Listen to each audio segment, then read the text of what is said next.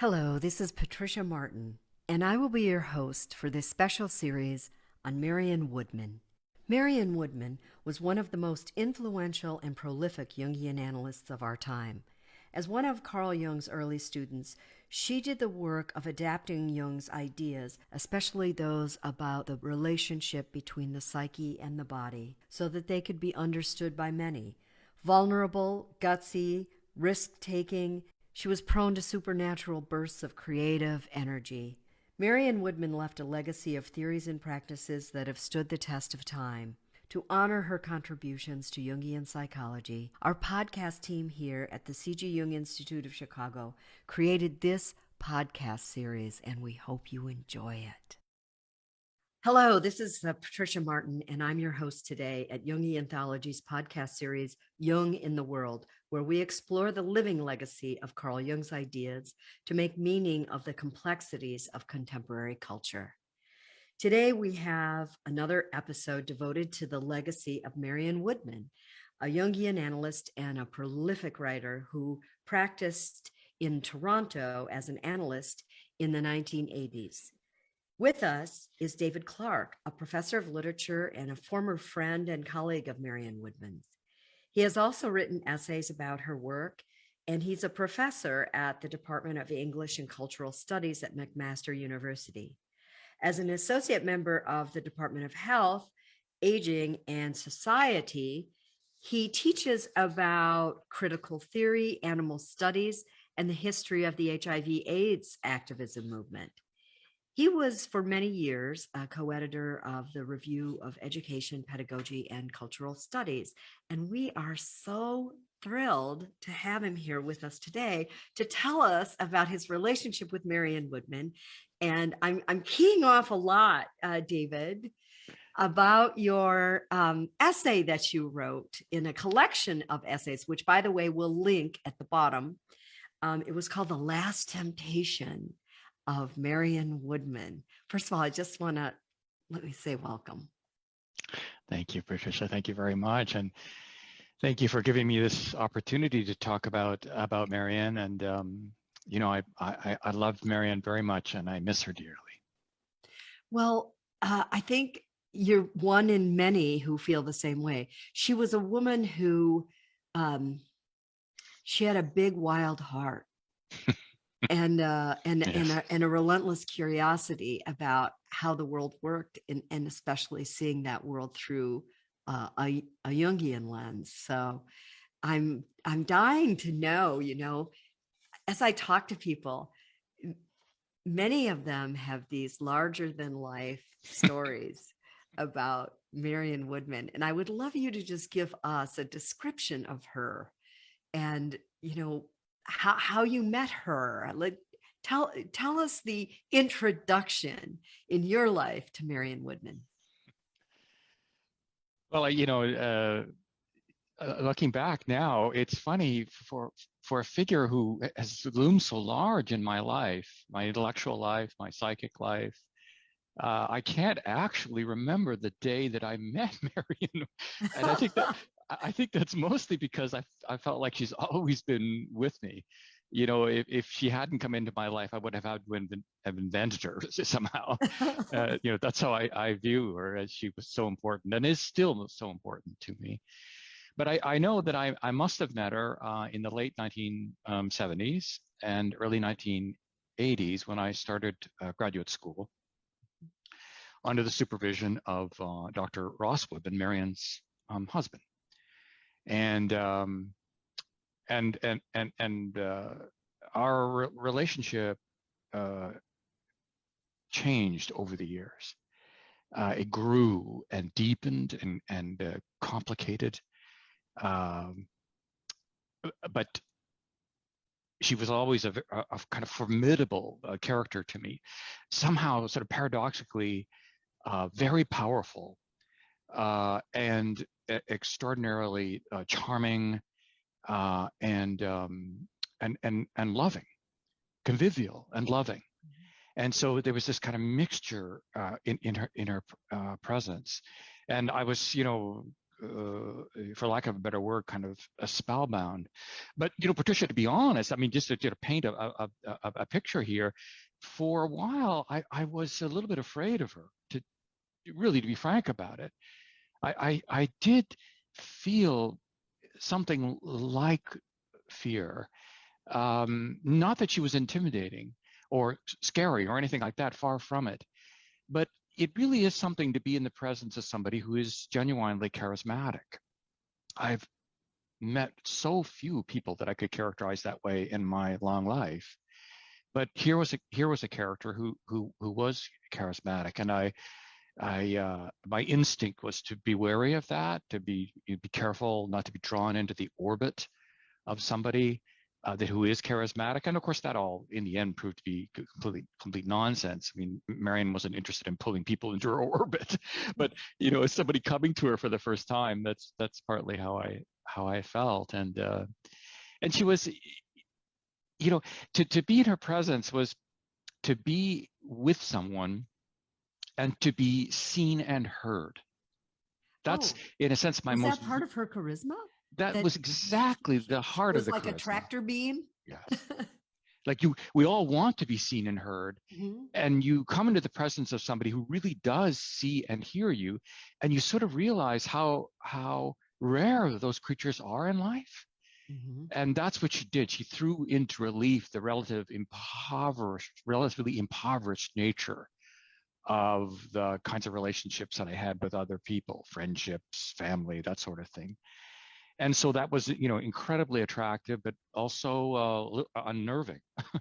Oh, I think that's fascinating because, as I look at the breadth of writing that she did and how people wrote about her and their experiences with her, it was very clear to me that, Carl Jung needed a cadre of people who could explain his work, because he was a pioneer, first of all, and he was writing in abstractions. And because you're a professor of literature, abstractions don't get you very far.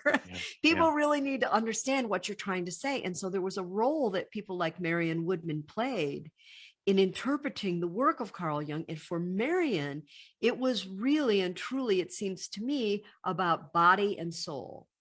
Meaning she didn't approach it as an intellectual. She approached it as a sentient, feeling, compassionate human being. And that had to be radiant for other people to be in her orbit.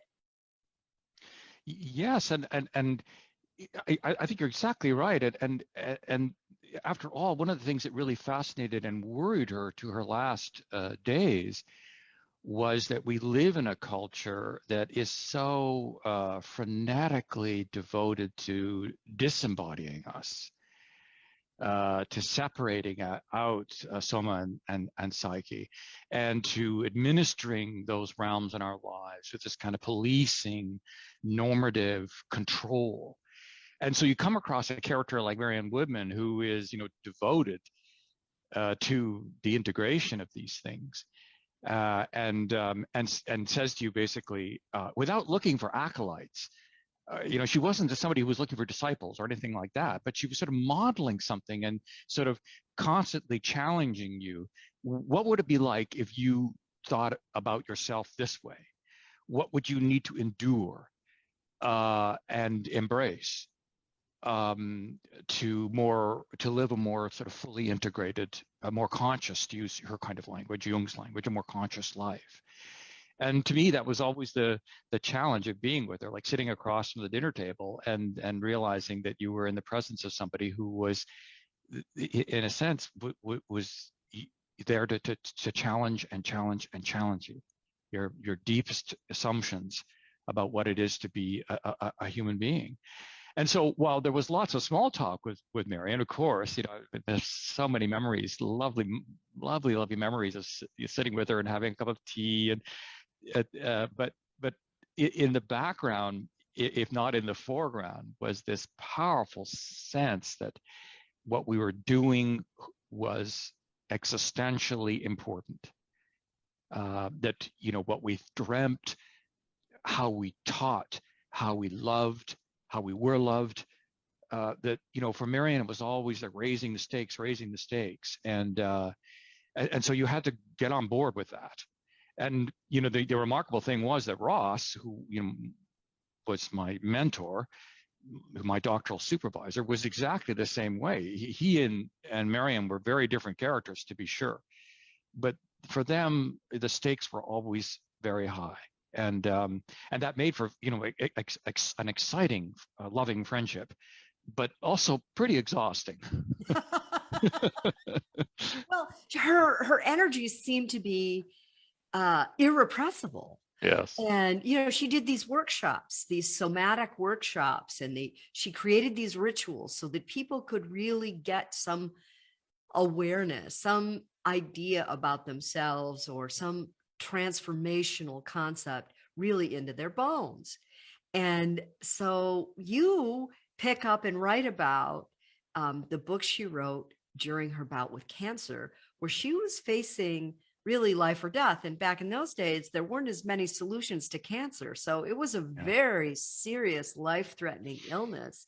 So I'm completely fascinated by how you looked at her, not only that memoir, I think I could call it a memoir, right? About that section of her life. Yeah. And you kind of took it apart in a way that you really started to ask questions about our relationship, the psyche's relationship to uncertainty, and what a transformational experience really is, and how Marion was really, in a way, born into another version of herself through enduring that. And I might be stealing your thunder by just sort of, I'm expounding all this without asking you the question, but I really think there's something rich in this for our listeners, because we live in this era of very deep uncertainty.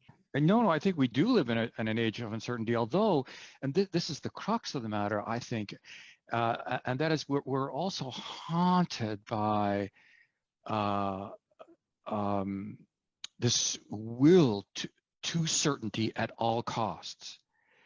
This, it's true, terrible uncertainties. I mean, just look, I don't know what the temperature is like in Chicago, but in Toronto today, I mean, if you don't believe in climate change, just come to Toronto. It's like living in a microwave, and, there's lots of uncertainty, and I see it in the faces of my students. If you're 17 or 18 years old right now, and you're looking down the barrel of a big gun, and part of what it is to be a teacher now is to try to absorb that feeling, that sadness, that sense of loss, of directionlessness, of uncertainty. Yes. But of course, in the vacuum created by uncertainty rushes, as we know, the politics of absolute certitude, that the world can be disciplined and policed in a certain way, and it has to be this way. And one of the things I deeply admired about Marion was that, and I feel it was, folded into the texture of her memoir, as you so well put it, is this decision to wrestle literally on a day-by-day basis, because, as you know, the book is divided into days over the course of about 2 years, and to wrestle on a day-to-day basis with the uncertainty, but also with the temptation of certitude. And no one can gainsay, the need and the desire for certainty in the midst of a mortal illness, especially this illness, the cancer of the lining of the uterus, in those days where the treatment options were horrifying, medieval, as one of her dear friends put it at the time, and that Marion records. And so one of the things that really I sort of tried to key into in that memoir was that the book was very much embodied. It made perfect sense that this analyst, friend, healer, who says so much and so powerfully about the importance of living an embodied life, a fully and complexly embodied life, it made perfect sense to me that the book that she wrote about herself would itself be replete with the signs of being embodied, which for me is a condition, intrinsically a condition of uncertainty. So you said earlier, and what triggered me to go in this direction was you talked about sometimes it was exhausting to be in Marion's presence. Yes. And what's brilliant about not only your essay about her book, Bone, The Dying into Life, but that what is this idea of uncertainty as a moment when we can almost relax into it. It's not an energetic moment for the soul or the body, to face its own potential demise or to face the world's demise, as you talked about earlier. I mean, that's the big gun that people are looking down the barrel of, is how much time do we have left on this planet? Yes. And so with all this in the collective, I think to myself, well, what's to be done for us? And you kind of go into this in your essay. You talk about prayer and the nature of prayer in the midst of uncertainty. I thought that was fascinating. Well, thank you. I mean, it's the reason why prayer is so important to my discussion of her and my reading of her, my understanding of her, is that, first of all, I see the book as a kind of prayer. It's written in the mode of a prayer. And as an English professor, of course, the very first question you ask, and that you ask your first-year students to ask when they come across literature, is, what is the genre? What kind of thing is this? What sort of category does it fall into? And, Marion's Bone is lots of different things. It's a love letter to her husband, to Ross, to be sure. It's also the tale of a wounded storyteller.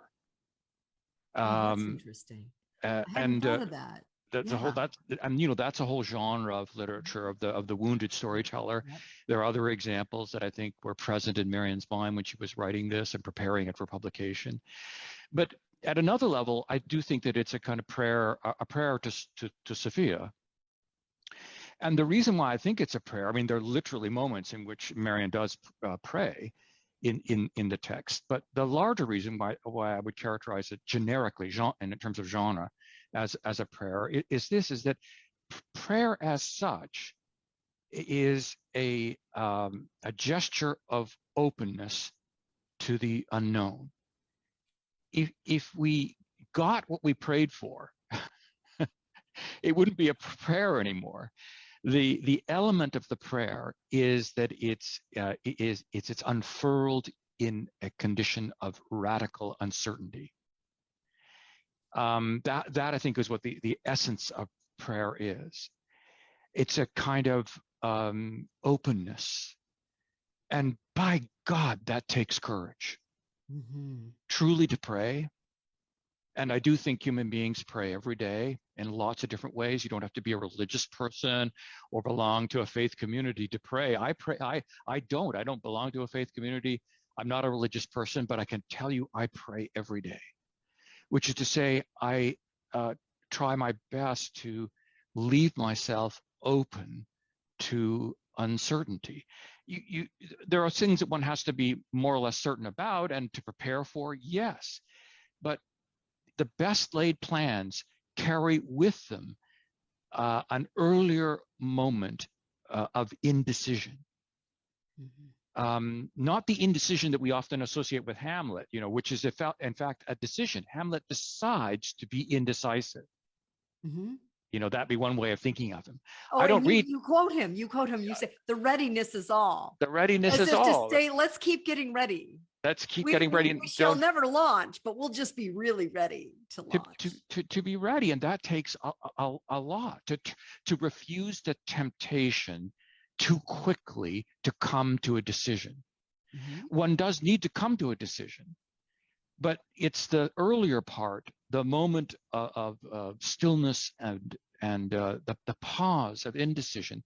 It's the analogy that comes to mind for me, and Marion and I talked about this at one point, is, there's a wonderful fragment by Kafka. It's basically like a little tiny short story of the sort that he could write. And he's writing about an Olympic level swimmer. and the swimmer succeeds and the crowds are delirious. And the swimmer stands there on the podium after this extraordinary accomplishment in a pool or a river, I don't know what it is. And all the swimmer can think about is, once upon a time, I couldn't swim. I had to learn how to swim. And that part of me that doesn't know how to swim, I carry in me always. I don't know how to swim, is what the character says in Kafka's Fragment. I don't know how to swim. I'm an Olympic swimmer and celebrated as such. But I'm telling you, if you have the eyes to see and the ears to hear of it, I don't know how to swim. And it's that it's like what I think about being a teacher is the essence of being a teacher is not knowing how to teach. Every day I stand up in front of a class and I say to myself, I don't know how to teach. And that's what enables me to teach.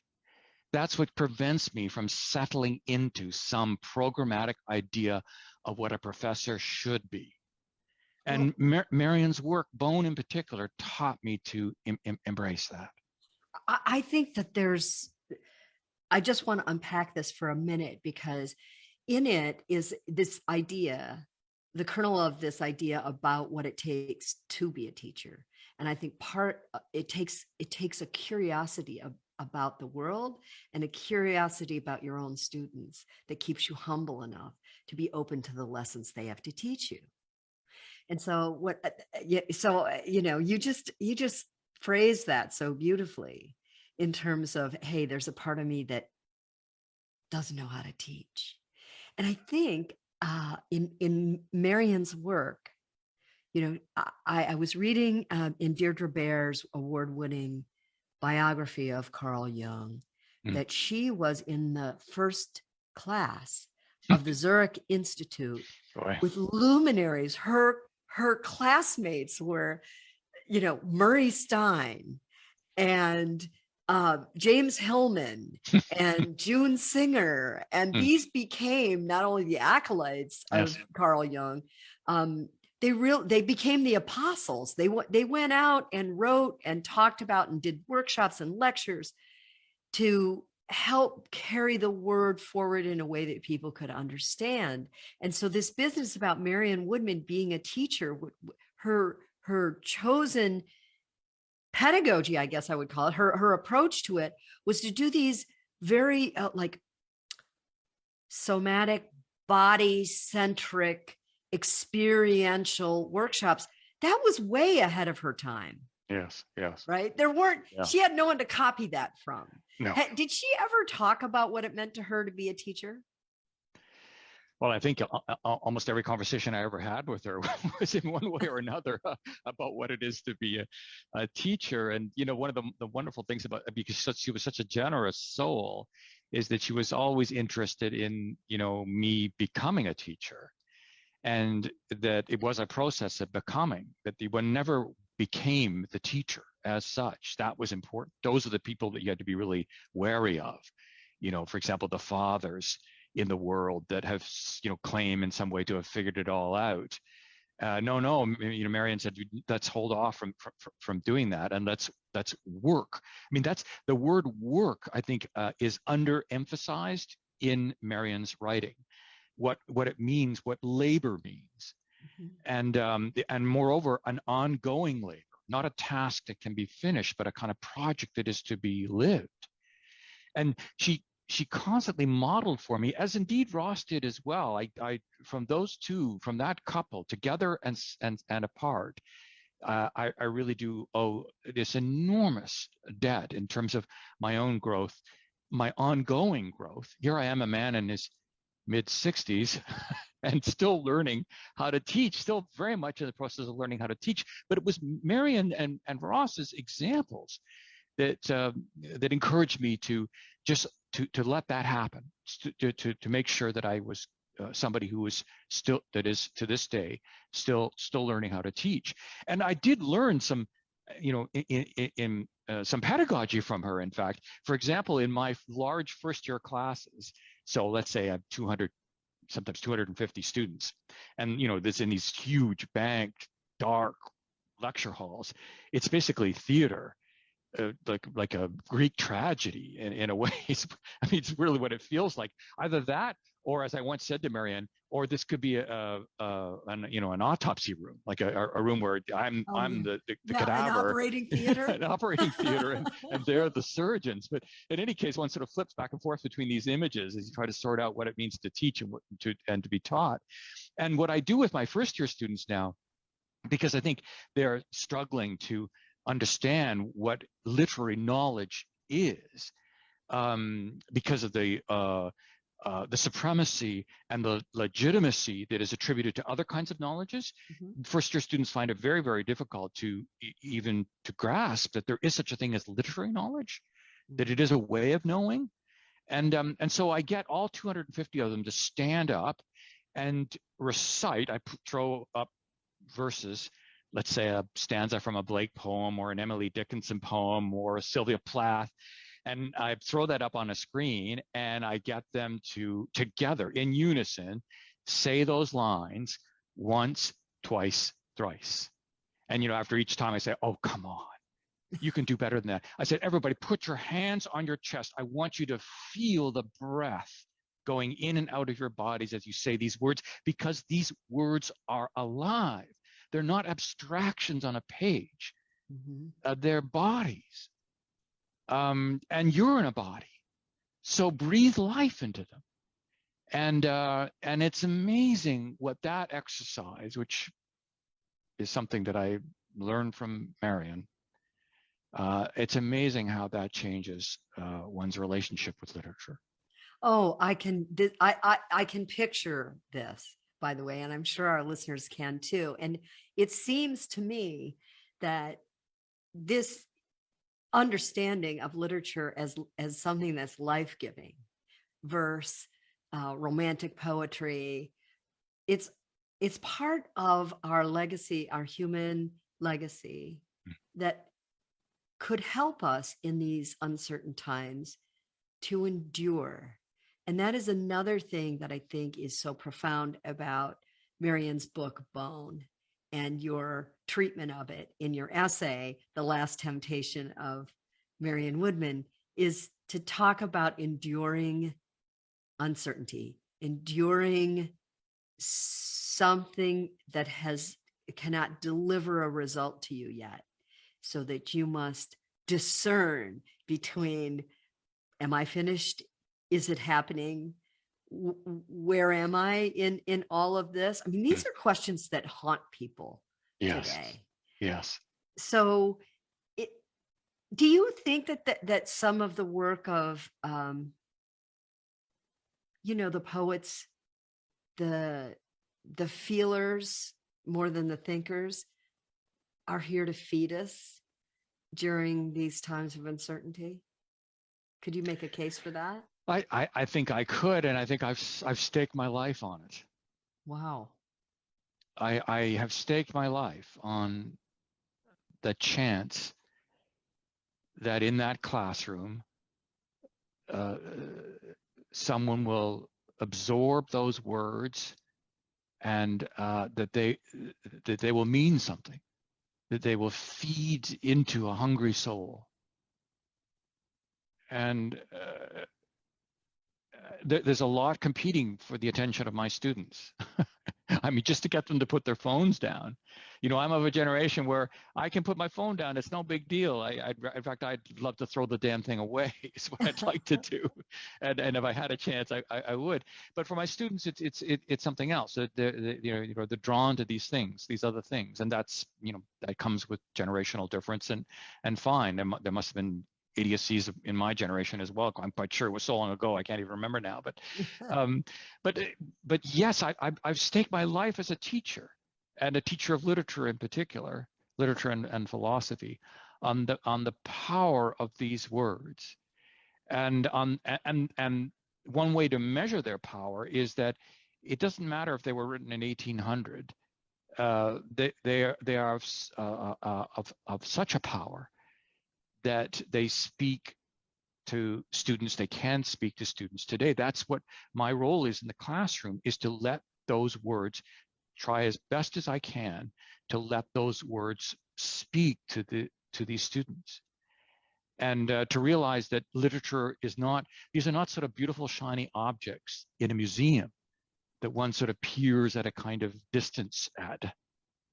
No, they're living things and have to do with life and your life. I'm looking right at you, as I say to Yes. my students, I walk straight at them and look them in the eye, because that's what Marion would do and what Right. Ross would do. I'm looking at you. And in fact, I reach out sometimes and just rest my hand gently on a shoulder of a student in a class of 200 students.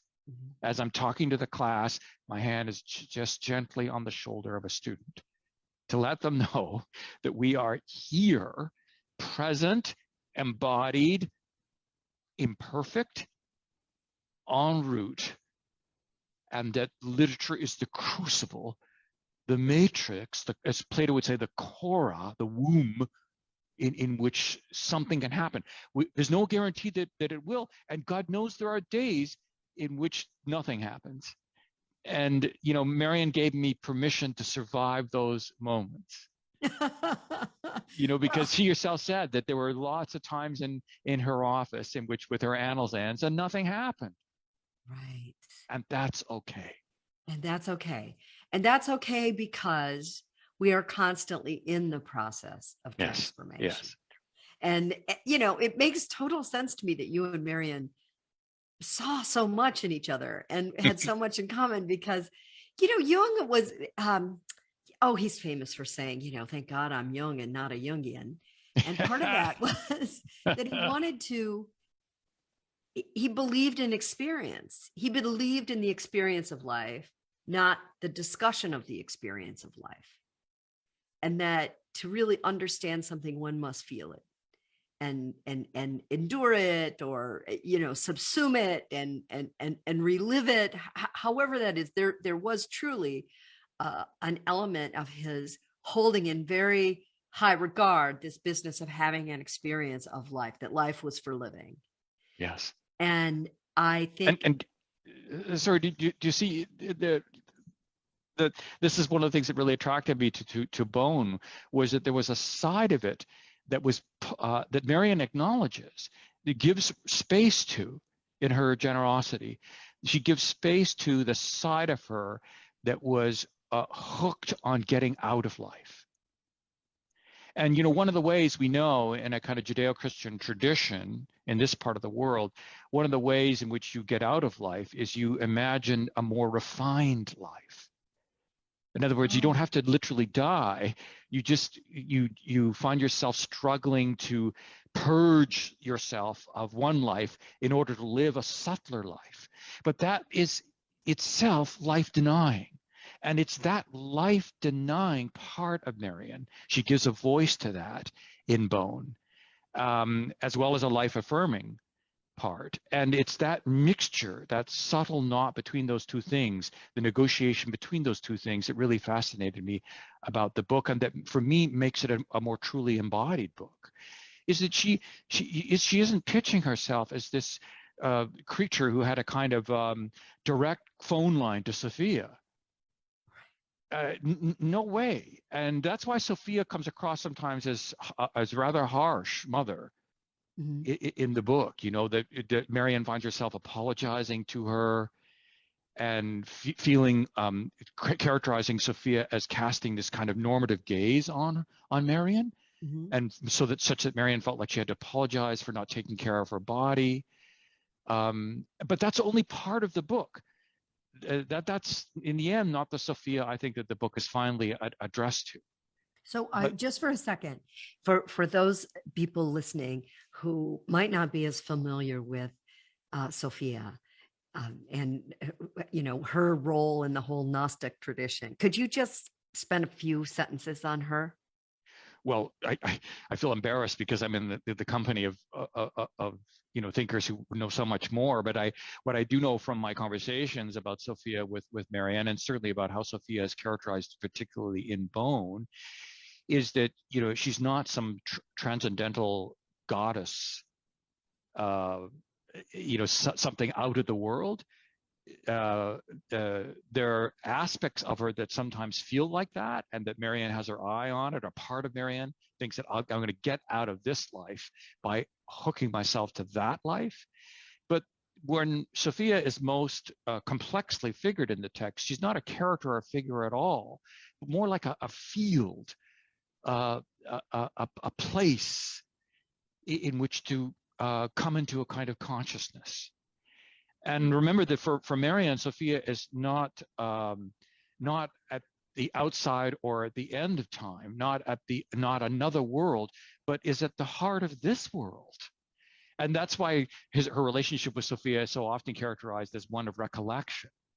That the trick is, in my life, Marion, speaking of her own life, and then the life of my Analzans, how can I help them remember the irrepressible presence of Sophia? Even though so many of us have lived a life in which, so much stuff is piled on top and prevents any one of us from even glimpsing traces of a more fully embodied life. And so from in bone, at least, that's how Sophia is characterized. Sometimes as a rather harsh mother, but more often as a space of acceptance. And it's the two versions of her, and there are various expressions of those two versions, various characters, friends.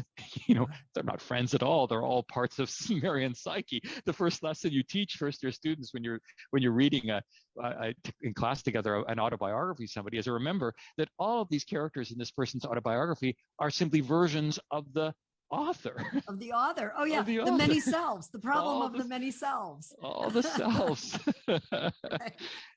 Who happen to have the, David C, as I'm called in the book, rather discreetly, but it's not me at all. It's a part of Marion, and Marion is using those parts to work through this struggle to acknowledge the presence of Sophia in her life. So in the end, if you had to tell us what you think Marion Woodman's legacy is, what would that be? What would you say? What did she leave behind for us? Wow, Patricia, that's a very hard question to answer. It's not that there isn't an answer. It's just that it's so caught up with my embodied life. Is that true about everybody, though? Can we only find meaning in anything because we feel it through our embodied life, because it either makes sense to the life that we're living or the life that other specialized life that we imagine for ourselves, and everything just whirs past us otherwise? It does indeed, and God knows, I think we're living in an age. Well, we are living in an age now called by scientists the Great Acceleration. Mm-hmm. And I think they mean that in all. It can be meant in all sorts of different ways. I guess one of the things that the really important things that Marion taught me was to listen, because I saw her listen. And, until I had met her, I had heard about patience. I heard it was a good thing. I knew nothing about it. And, but it was in the presence of Marion that I think I started to learn, and I'm still learning, the patience that comes to be patient with oneself, mm-hmm. and to be patient with others, to be patient with knowledge. In other words, to resist the temptation to want to eat it up all at once, or to purge parts of it, to get rid of it so that you could eat up something else. These are all metaphors that really fascinated Marion and that informed some of her embodied life, this desire to consume and to purge, to discipline the body. And, what Marion taught me without teaching. In other words, I wasn't in a classroom with her. I was never her Analzan. It was just simply being in her presence and observing what richness comes from listening. that's something I took away from her, and I'm still taking away from her to this very day. David, it's been such a pleasure to listen to you. And I'm pretty sure that others out there are feeling the same way.